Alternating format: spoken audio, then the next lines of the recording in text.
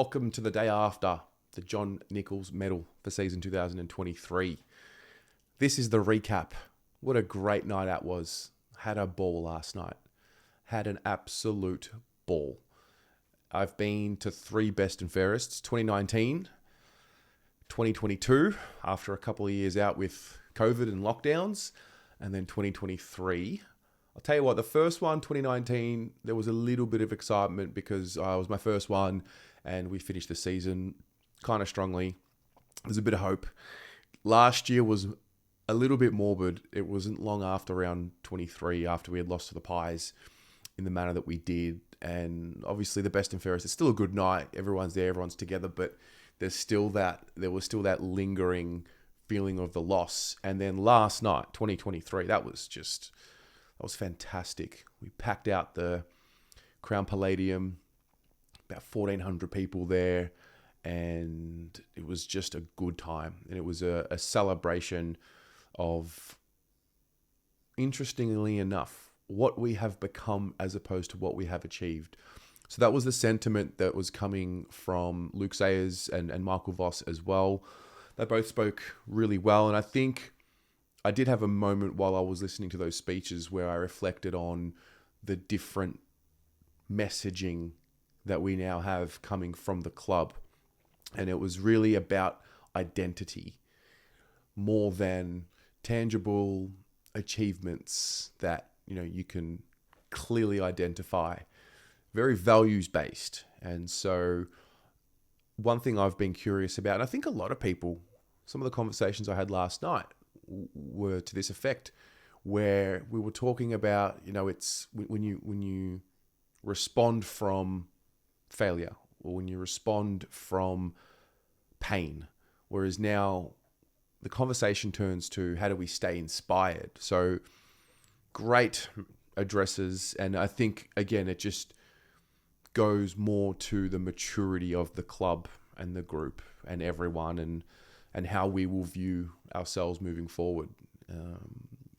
Cripper, I tell you what, that's probably the best I've heard him speak. He did have a speech there, but the way he spoke, he just, every year you pinpoint little moments of growth, and I think he was definitely one that shone for me last night.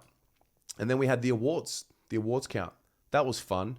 I was sitting on the table with the besties. They're always fun. They had their besties custom-made sunnies they were handing around. It was fun. It was just fun to be around everyone, and it was a good experience. So the award winners, it was a good count. Ollie Hollins, we'll start with him. He won the Best Young Player Award, and that was pretty clear. I think the others were not so much a surprise, but I think the other ones were awards that could have gone either way to anybody. So, as I said, Ollie Hollins, who had a great year in his first with the club. We then moved to the Spirit of Carlton Award and the Coaches Award, which were won by Blake Acres. And that was a surprise to me, and I think it went to show, and as I said in the predictions video, there's only so much information that we know on the outside. Now, obviously, the coaches and the staff and those who are voting on these awards have seen Blake Acres on the inside all year. And I think it's really impressive how much he's been able to equip himself to the club and find that comfort and really shine. And that's what happened. I think the longer the season went on, the more comfortable he got on the field. And obviously he's doing great things off the field and around the club and being a great teammate and doing all the things that we potentially don't see on this side. So that was a really good achievement for him. Sam Walsh, best finals player. That was a pretty clear one as well. Charlie Curnow, interestingly enough, won the Players Award, the one voted on by the players. And that's not really a surprise because he is, one of the sparks of energy or the sources of energy for the group. He's got that character about him. And then we got to the actual best and fairest. And so the count started the way I think most of us thought it would. Chera got out to a pretty solid lead. Even up until round 17, he was ahead. Charlie was polling very well early in the season. So was WEITERING, who obviously ended up winning it, but we'll get to that in a moment. There were a few lead changes throughout the night. And yeah, I think when I look at the top 10, so let's bring it up. When I look at the top 10, not too much of a surprise. McGovern in 10th, that's a good result for McGovern, given how many games he played and for how long we were asking whether or not we'd be able to see him play that many games in a season. Walshy did pretty well to come in 9th place considering how much of the season he missed. Sard, always consistent, always reliable. Doc, the same. Akers, again, just goes to show the impact he's had in his first year. And I mean, there's no reason why he can't continue to grow and get more comfortable with the surroundings and the environment. I think, adding on to what I've already said, it probably just shows his professionalism and his ability to get his job done.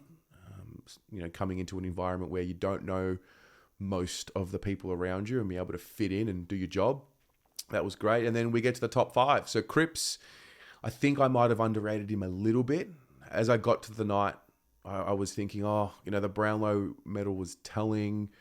He didn't have a bad year. We maybe just get caught comparing him to his Brownlow best or his most prolific best when we weren't playing well, but his numbers were really, inflated or really high. So now that there's a well-balanced team around him, we don't need to look at him in that same light. But it's good for him to be recognised, get into the top 5. Ches, he slipped at the end. And I feel like had he not missed the games that he did, he may have pinched it in the end, even though WEITERING did blow out to a pretty big lead. Charlie, I think at the end of the day, the finals campaign is where he didn't get as many votes as what the others did. Wasn't at his best, but I believe after around 23, he was ahead. I think that was what happened, or maybe at the end of the season he might have been ahead. But nonetheless, a top 3 finish, sensational effort. And then Nick Newman, he did get recognised on the night, which was good. His speech really touched the room. He talked about how he's never finished in the top 10 of the best and fairest in his life. And I think once he said that, everyone, it did hit everyone. We all stood up and we clapped and got around him. And yeah, I thought his year was sensational. I usually get sucked into the forwards and the midfielders and these types, but I just thought the defensive job that he was doing when we were bad and we weren't playing well was good, really good. And then I thought as we started playing well, he just got better. And, finals time came around and he just kept elevating.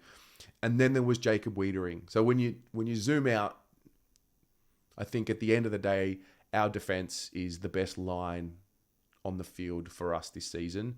I think I would rate defense first, midfield second, forward line third.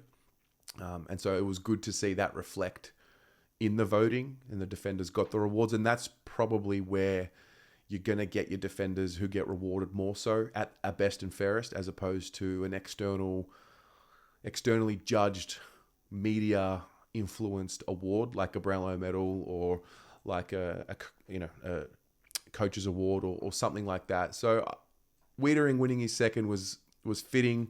He's the 23rd player to win 2 best and fairest at the Carlton Football Club. So that all fit seamlessly with the fact that he's number 23. And, it was good kudos for a guy who started the season. I think he started the season a little shaky offensively, but I don't think defensively he ever was that bad at all. I think we just saw what he's capable of with ball in hand, and he just obviously wasn't at his very best. But again, like I said, this award was about rewarding the behaviors and what is valued by the coaching staff. And we can see that defensive players were rewarded more so than most. So yeah, I'm stoked for Weiters, 2-time best and fairest winner. He will get his external plaudits someday. There's no doubt about that. There's still quite a fair bit to go in his career. And yeah, that was it. It was an awesome night. Thoroughly enjoyed it. And I'm sure those of you that attended also did. I heard a little bit of feedback about those who were at home watching the stream, and it just kept cutting out and there were things going on. So maybe there's something to improve on there. But How was your experience? If you were there, what were some of your highlights from the night? And if you weren't there, what did you think of the count? Did anything surprise you about the night? We'll chat about it and go from there. Go Blues.